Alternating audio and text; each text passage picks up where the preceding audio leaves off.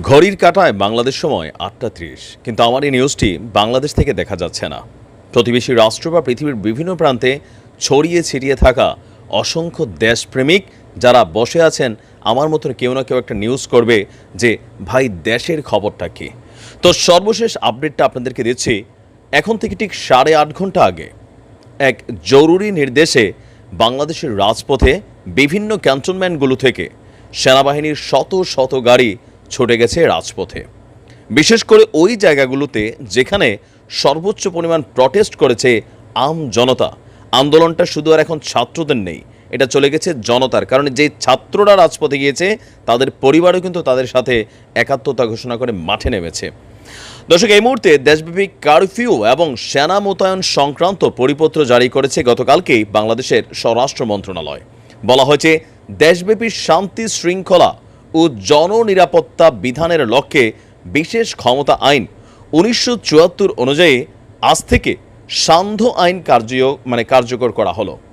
জেলা প্রশাসনের ক্ষেত্রে জেলা ম্যাজিস্ট্রেট, মেট্রোপলিটন এলাকার ক্ষেত্রে পুলিশ কমিশনার প্রয়োজন অনুযায়ী নির্দেশ বাস্তবায়ন করবেন বলে উল্লেখ করা হয়েছে।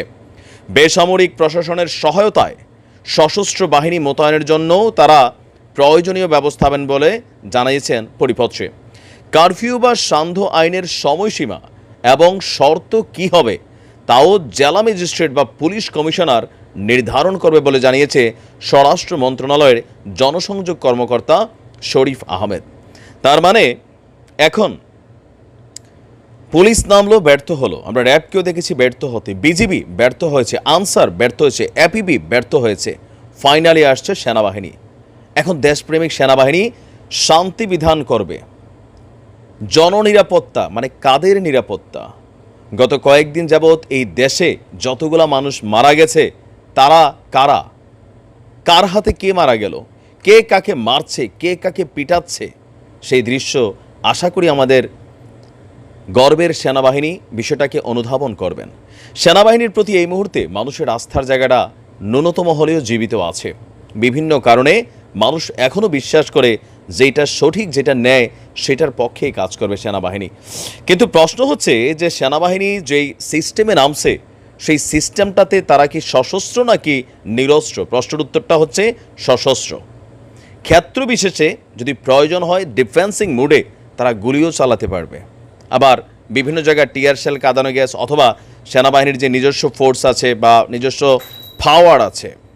সর্বশেষ বিভিন্ন সূত্রে সোশ্যাল মিডিয়া বা প্ল্যাটফর্ম, আন্তর্জাতিক মিডিয়া সকল কিছুকে ঘেঁটে আমরা যতটুকু আপডেট পাচ্ছি যে সেনাবাহিনী নামার পর পরিস্থিতি যতটা কন্ট্রোলিং মনে হবে বা মনে হয়েছিল হবে, বিষয়টা কিন্তু তা না। সাধারণ মানুষ এখনও রাজপথে ঘোরাফেরা করছে। তবে কিছুটা তো পরিবর্তনশীল পরিস্থিতি তৈরি হয়েছে বলে অনেকে বলছেন। কেউ কেউ বলছেন যে জনগণ যার যার জায়গা থেকে তারা শক্তিশালী অবস্থানে আছে। ইন্টারনেট কানেকশনটা বন্ধ করে দেওয়ার কারণে মসজিদের মাইকে তারা একে অপরের সাথে যোগাযোগ করেছে। বিভিন্ন মাধ্যমে যখন ইন্টারনেট প্রযুক্তি ছিল না সেই যুগে যেভাবে একে অন্যের সাথে সংযোগ করত ওইভাবেই তারা নিজেদেরকে কমিউনিকেট করা তারা সংঘবদ্ধ অবস্থায় আছে।